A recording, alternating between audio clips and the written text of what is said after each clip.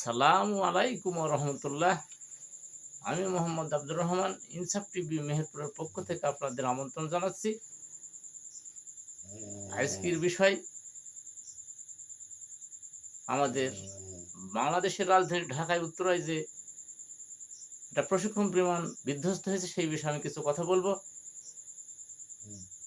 এবং যে পাইলট তৌকির ইসলাম এতে মারা গেছেন এবং তার সাথে অনেক শিশু, ছাত্র, কিশোর, প্রায় এ যাবৎকাল ৩৩ জন মারা গেছেন এবং আরও অনেকে আহত যারা হাসপাতালে আছেন। এবং তাদের জন্য আমরা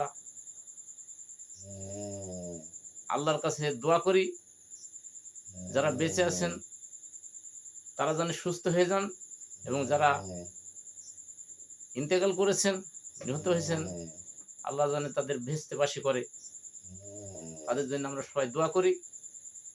আসলে বিষয়টা হচ্ছে, এটা একটা মর্মান্তিক ঘটনা, কিন্তু এই মর্মান্তিক ঘটনা, একটা বিমান বিধ্বস্ত হয়েছে, সে পাইলটের প্রশিক্ষণ শেষ, তিনি এই দিনই যদি একাই বিমানটা চালিয়ে কৃতকার্য হতে পারতেন তাহলে তার এই ট্রেনিং শেষ হয়ে যেত। কিন্তু এটা একটা দুর্ঘটনা। যে দুর্ঘটনাটা হলো, আসলে এই দুর্ঘটনার হওয়ার পর আমরা যে বিষয়গুলো লক্ষ্য করলাম, যা দেখলাম, যা মিডিয়ার প্রচার দেখলাম, বাংলাদেশের মানুষের যে আকুতি মিনতি দেখলাম, আবার এর ভিতরে কিছু রাজনীতি দেখলাম, কিছু অজ্ঞতা মূর্খতাও দেখলাম।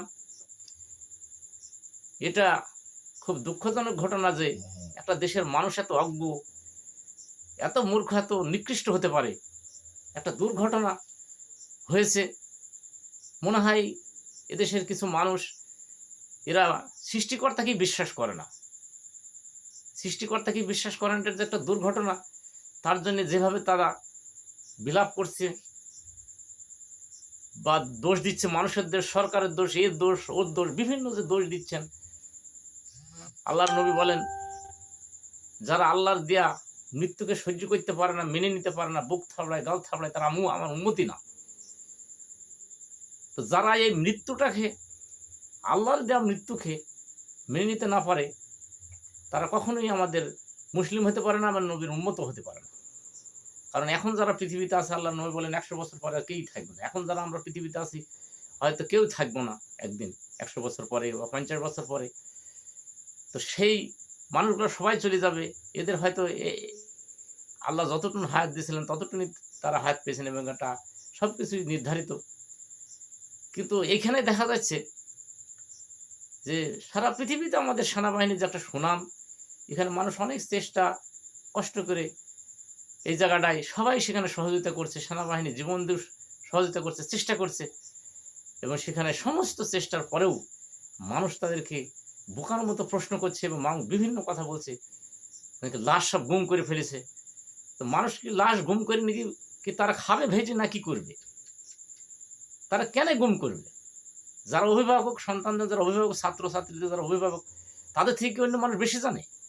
যারা অভিভাবক তাদের কি হিসাবই নেই তাদের কতটা সন্তান স্কুলে ছিল, কত হাজার গুম হয়ে গেল, কত হাজার মরে গেল, মনে হয় জানে অভিভাবকরা জানেই না যে তাদের কটা সন্তান ছিল স্কুলে পড়াশোনা করত।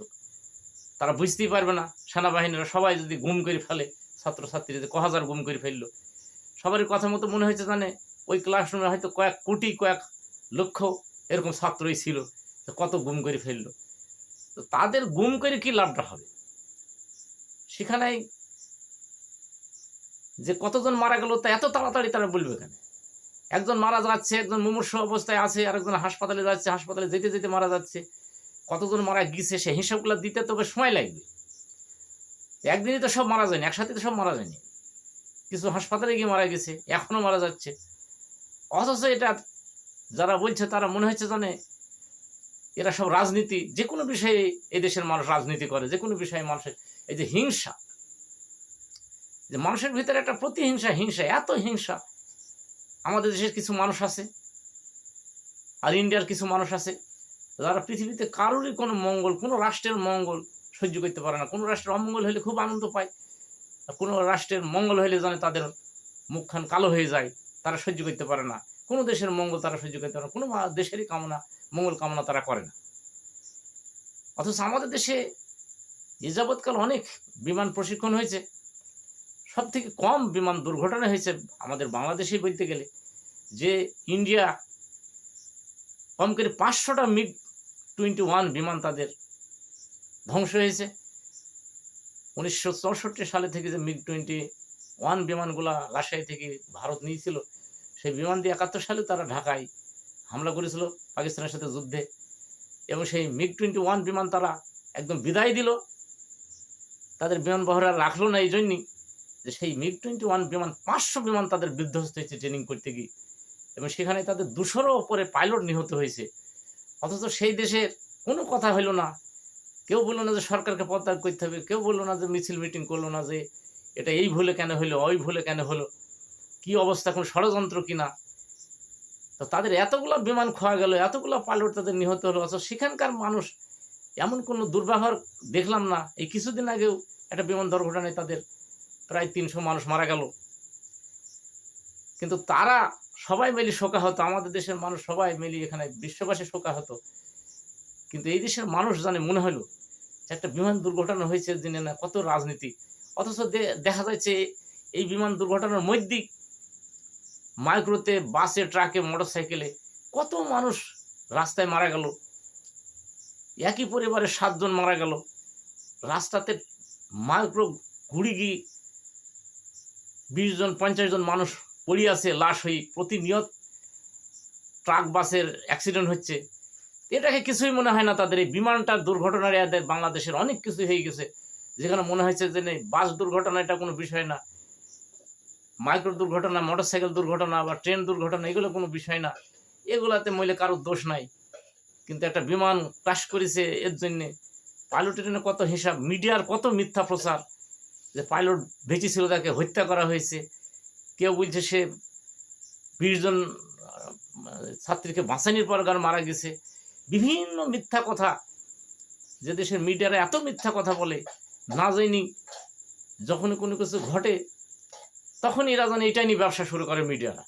যখন কোনো জন একদিন ঘূর্ণিঝড় হওয়ার সংবাদ পায় তখন এই নিয়েই কদিন ব্যবসা করে। যখন ফিলিস্তিনিতে একদিন যুদ্ধ, এই নিয়েই ব্যবসা করে।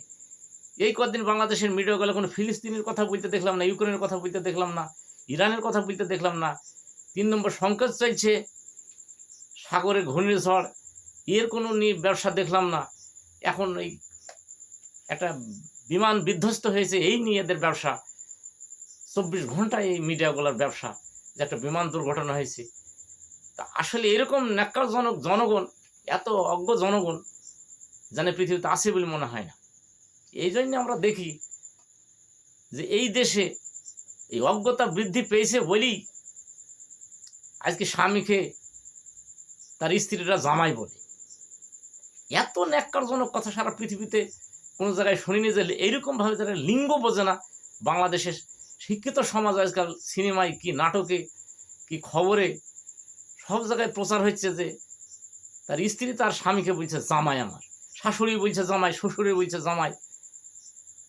তো শাশুড়িরও জামাই আবার স্ত্রীরও জামাই, এটা তো ভাষাটাও এরা বোঝে না। সারা বাংলাদেশের মানুষ কেউ এর প্রতিবাদ করে না যে স্ত্রী কিভাবে স্বামীকে জামাই বলে। স্বামীর ইংরাজি হয়েছে হাজব্যান্ড, আর জামাইয়ের ইংরাজি হয়েছে সন ইন ল। স্ত্রী যদি স্বামীকে জামাই বলে তো শাশুড়িতে আবার কি বলবে? আর স্বামীতেই বা স্ত্রীকে কি বলবে? সে যদি জামাই বলে সে তাহলে স্ত্রীকে শাশুড়ি বলবে না? এখানেই আমরা কি দাদাকে দাদির জামাই, কি আব্বাকে মার জামাই, এরকম কথা বলবো আমরা? যে একজন স্ত্রীর সে জামাই হবে, স্ত্রীর সে তিনি স্বামী।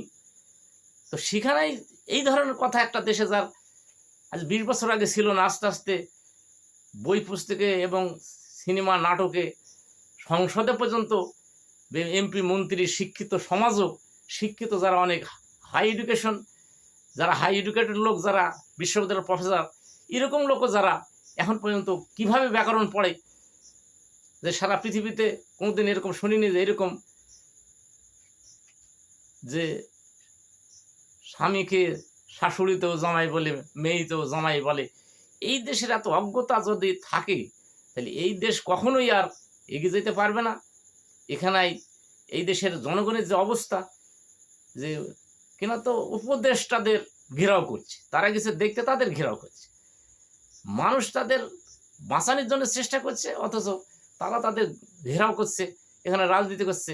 এই জন্যে এই বাংলাদেশের যে জনগণ, এখানে উত্তর কোরিয়ার যে প্রেসিডেন্ট আছে, সেই উত্তর কোরিয়ার প্রেসিডেন্টের মতোই বাংলাদেশের একজন শাসক দরকার, যারা এই দেশের মানুষগুলাকে আসলে সোজা করতে পারবে। তাছাড়া যে কোনো মানুষ এই দেশের এই অজ্ঞ জনগণকে কেউ সোজা করতে পারবে না। কারণ এরা এতই বোকা, এতই অজ্ঞ যে এরা মিথ্যা কথা আর আজগুবি বিভিন্ন অযৌক্তিক কথা এরা বের করে এবং অযৌক্তিক যুক্তি তারা নিয়ে আসে, যেগুলো পৃথিবীতে একদমই অচল। এখানে কোনো উন্নত মানের মন এবং উন্নত মানের জ্ঞানী কারোর খুঁজে পাওয়া যায় না। এই জন্য মনে হয় যে এই দেশে মানুষ এই জন্যে এই দেশে বাস করতে চায় না, মানুষ অন্য দেশে চলে যাচ্ছে। এই কারণেই মানুষ অন্য দেশে বসবাস করছে। এই বাংলাদেশের মেধাগুলো সব অন্য দেশে চলে যাচ্ছে, শুধু এই দেশের এই ন্যাক্কারজনক এই অজ্ঞতার কারণে এবং অজ্ঞ মানুষের কারণে।